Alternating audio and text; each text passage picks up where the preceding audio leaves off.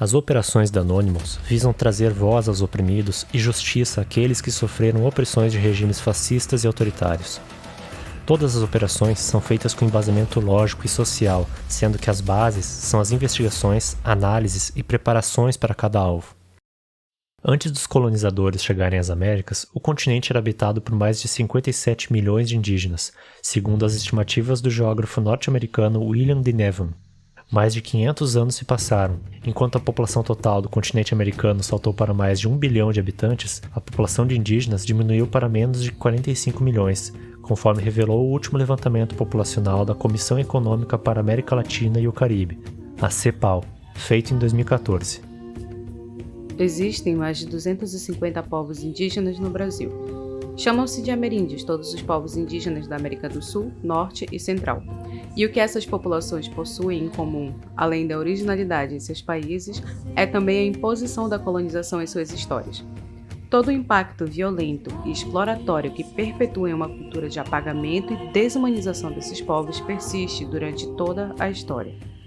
Variáveis momentos históricos de massacre, expulsões de terras e forçamento desses povos a viverem à margem da sociedade.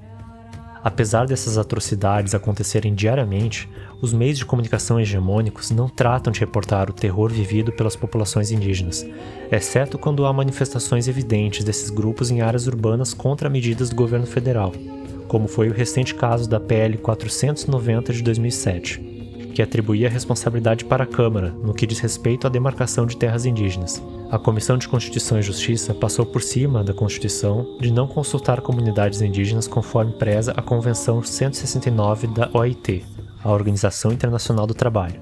O governo Bolsonaro tem intensificado o conflito entre grupos indígenas. E isso não é surpresa, já que desde a sua campanha, Bolsonaro afirma que em seu governo não iria haver novas demarcações. E se dependesse dele, não haveria 1 centímetro sequer de terra indígena. Pode ter certeza, se eu chegar lá, não vai ter dinheiro para ONG. Esses inúteis vão ter que trabalhar. Não vai ter 1 centímetro demarcado para reserva indígena ou para quilombola. Esse discurso serviu para atrair os interesses das elites do agronegócio e dos praticantes de extração de madeira ilegal e garimpeiros, que até hoje são os dos pilares que sustentam o seu mandato. Muitas normas e leis apresentadas pelo governo federal representam um total desrespeito contra a cultura e a preservação de terras indígenas, como o caso da Instrução Normativa número 9 de 2020, que permite que fazendeiros e empresas certifiquem propriedades sobre terras indígenas ainda não homologadas.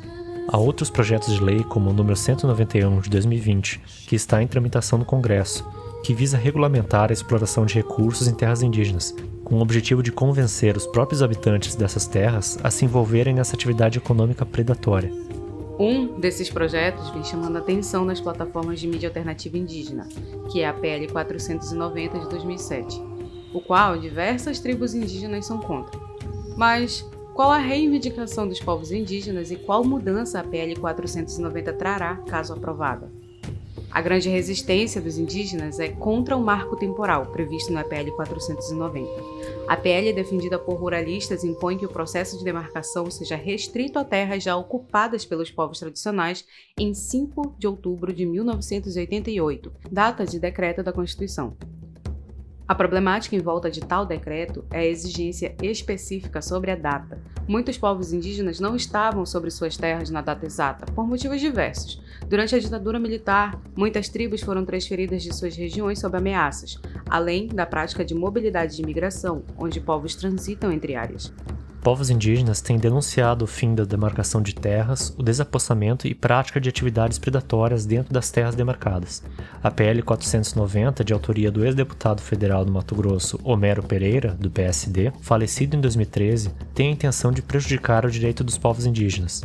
As alterações na legislação indigenista atualmente, por disposto da Lei nº 6.001 de 1973, que diz respeito ao processo de demarcação das terras indígenas, se encontram restritas ao Poder Executivo, mais especificamente à Fundação Nacional do Índio, a FUNAI, a qual pode se valer de critérios e ampla discricionariedade, que é a liberdade de ação administrativa, dentro dos limites permitidos em lei. Entretanto, isso não garante que a decisão agirá em prol do povo, podendo utilizar a brecha na lei para priorizar a vontade de grandes empresas ou de quem esteja interessado em tal alteração, podendo assim definir qual determinada área de terras deverá ser demarcada como terra indígena. A disputa não ocorre somente no âmbito econômico através do conflito por terras. Há um plano muito evidente de erradicação das tradições e da cultura indígena como um todo. Ora, Bolsonaro sempre afirmou que devemos inserir o índio em nossa cultura, pois não devemos tratá-los como homens da caverna. Tal fala escancara a visão etnocêntrica e racista em relação às tradições indígenas brasileiras, além de ser muito semelhante à ideologia da ditadura civil-militar em relação à cultura indígena. Uma tentativa de colocar essa ideia em prática foi a Resolução 4 de 2021, publicada pela própria FUNAI e derrubada pelo STF em 2021. A resolução foi uma tentativa de estabelecer critérios de heteroidentificação na autodeclaração de indivíduos como pertencentes de povos indígenas.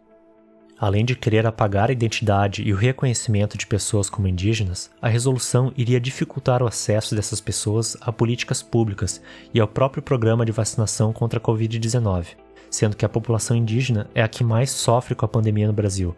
Conforme a Fiocruz, 48% dos indígenas internados por Covid morrem. A taxa é mais alta do que a da população parda, que representa 40%, a negra 36%, a amarela 34% e branca 28%. Isso é reflexo do descaso do Estado com a promoção de medidas preventivas de distanciamento social e do uso de máscara em regiões predominantemente indígenas, sem falar na dificuldade de imunizar a população através da vacinação. A ETSEC resolveu aderir à luta contra o genocídio e o apagamento da cultura indígena promovidos pelo governo Bolsonaro e por seus apoiadores. Portanto, organizamos a Opianhangá. A Nhangá é uma figura muito frequente na cultura e na cosmovisão de povos indígenas brasileiros. Na cultura tupinambá, a Nhangá é um espírito maligno que atormenta tanto os vivos quanto os mortos e que impõe muito sofrimento. É considerado o principal obstáculo para os mortos alcançarem o Guajupiá, uma terra sem males onde não haveria fome, guerra ou sofrimento. Na cultura maué, a Nhangá é retratado como um ser maligno criado por Yurupari, uma entidade que representa o próprio mal em si, que se transforma de diversas maneiras para enganar, amaldiçoar e atormentar os vivos. Nós não temos medo de governos, não temos medo de milícias, não temos medo de fascistas. Aqueles que buscam o poder absoluto e oprimir o povo não se atrevam a continuar. Nós estamos aqui. Nós sabemos sobre vocês. Nós somos anônimos. Somos legião. Não esquecemos. Não perdoamos. Nos aguardem.